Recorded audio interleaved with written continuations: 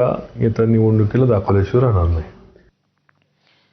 आणि पुढची बातमी नवी मुंबईतून येते। नवी मुंबईमध्ये महापालिका निवडणुकांच्या पार्श्वभूमीवर ठाकरेंच्या शिवसेनेला धक्का बसलाय। माजी नगरसेवक मनोहर मडवींसह 3 नगरसेवक हे शिंदेंच्या शिवसेनेमध्ये दाखल झालेले आहेत। अरेवली मतदारसंघात त्यांचं मोठं वर्चस्व आहे। त्यांनी आत्ताची विधानसभा निवडणूक देखील लढवलेली होती। आपल्या याबद्दलचे अपडेट अक्षय भाटकर देतोय। अक्षय, या 3 नगरसेवकांच्यामुळे ठाकरे सेनेला किंबहुना ठाकरे पक्षाला हा धक्का कसा बसणार आहे, काय अपडेट आहे?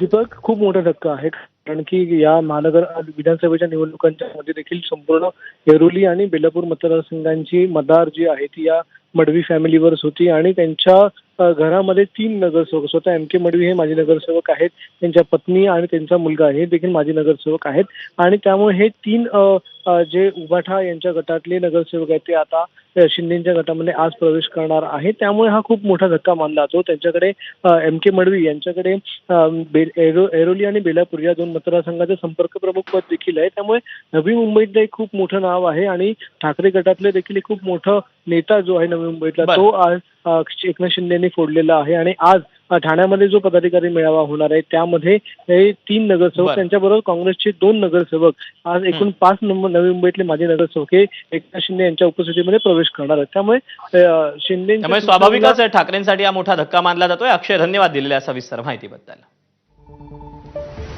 आणि पुढची बातमी मुंबईतून। मुंबईच्या पवई भागामध्ये गाड्यांच्या लांबच लांब रांगा लागलेल्या आहेत।